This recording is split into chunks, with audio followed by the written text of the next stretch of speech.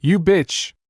I'll F***king kill you! Rubbing his burning cheek, the branch manager exploded with rage and lunged forward. Dahlia reacted swiftly, landing a vicious kick right between his legs. Arg! The manager let out a wretched scream, clutching his crotch and collapsing to the floor, his face turning a deep purple like liver. Disgusting! Dahlia snorted coldly and turned to leave. She ran right into Dustin, who had been eavesdropping outside. Irritated, she snapped, "What are you doing?" "Nothing much. Just worried he might take advantage of you." Dustin shrugged. He glanced at the branch manager groaning on the floor, a flash of coldness passing through his eyes. Good thing Dahlia had handled it herself. If it had come down to him, that fat bastard's hands would have been ruined. "We're done here. Let's go." Dahlia didn't want to talk more. She clicked her heels and walked off, clearly in a foul mood. "You damn brat! Stop right there!" The branch manager got up, face twisted in rage. "You think you can assault me and walk away? What do you think this place is?" With one shout, several security guards rushed over and blocked the entrance, preventing Dahlia and Dustin from leaving. "You slut! You actually dared to kick me?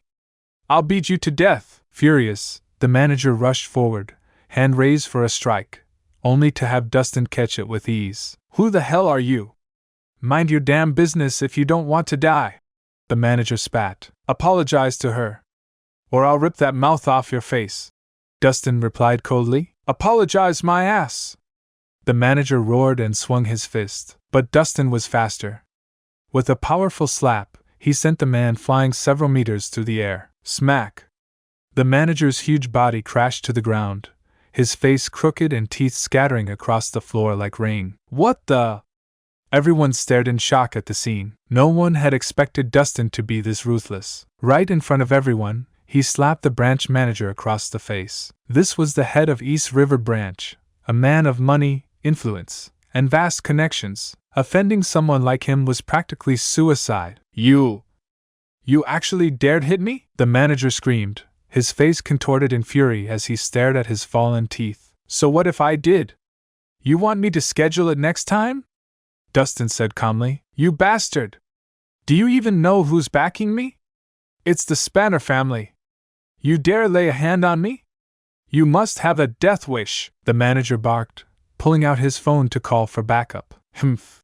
Dahlia frowned and also made a call. About 15 minutes later, Florence arrived at the scene with a security team in tow. Next to her stood a man in a sleek suit, handsome and refined. He had a noble air, his every move exuding class. "Matt Laney?"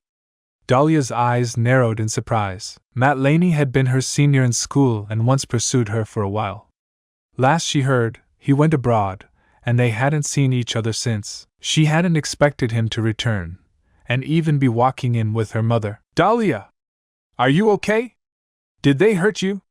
Florence asked worriedly the moment she walked in. "I'm fine, Mom. Don't worry."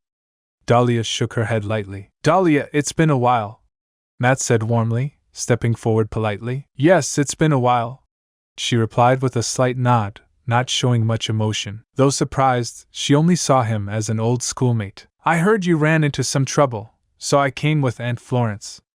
If there's anything I can help with, don't hesitate." Matt smiled confidently. Yes. With Matt here, nothing's a problem." Florence chimed in enthusiastically. "You probably don't know this, but when we were arrested a few days ago, it was all thanks to Matt working behind the scenes that we got out safely. Not just that, he even captured Chris Nolan, that beast, and recovered all the money we were scammed out of. Now that's what a capable man looks like." Florence beamed with pride and praise. Dahlia's expression softened, and she forced a polite smile.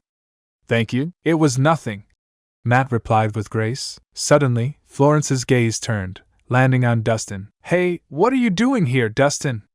Her tone dripped with disdain. "Mom, Dustin saved me," Dahlia explained. "Saved you? Humph. More like dragged you down." Florence glared at Dustin. "If that walking disaster hadn't offended Lord Spanner, our family wouldn't have suffered so much." "Mom, this had nothing to do with him. It was because of me," Dahlia corrected. "You're still defending him? You'll regret it sooner or later," Florence scolded, disappointed. If Matt weren't around, she'd already be screaming insults. Hey! Who the hell are you people? Do you even know who I am? The manager finally exploded. And you are? Matt asked with a glance. I'm the branch manager here, the man growled. These two just assaulted me. They have to pay. Do you even know who I am? Watch your tone, Matt said coldly. I don't give a damn who you are. Meddle in this and I'll deal with you too, the manager threatened. Just as he shouted, two black business vans suddenly pulled up outside the East River Bank. A group of muscular thugs stormed in, fierce and intimidating. Leading them was a buzz-cut man in a windbreaker, chewing a cigar, striding in with arrogant swagger. Ha! My backer's here now. None of you are getting out today, the manager cackled. Without some serious connections, how would he dare act so cocky? No way, that's Mason. Why is he here, Mason? You mean the new chairman of the Dre Group? That's him. Rumor has it he killed Lord Spanner to climb the ranks. He's infamous for his ruthlessness. This guy's finished. He actually messed with Mason. When the crowd saw the windbreaker-clad man, murmurs broke out. Everyone cast sympathetic looks at Dustin. Mason's brutal reputation had recently spread far and wide. His name struck fear like thunder. Huh! Looking at the imposing figure, Dustin raised an eyebrow, a strange look flashing across his face, because the branch manager's so-called backer was none other than his new underling, Mason Spanner. And just can't accept it. This can't be the end yet. You promised to never leave, and now you're gone. Can't believe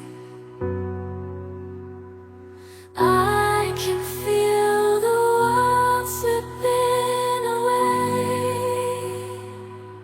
as you slowly fade from my everyday.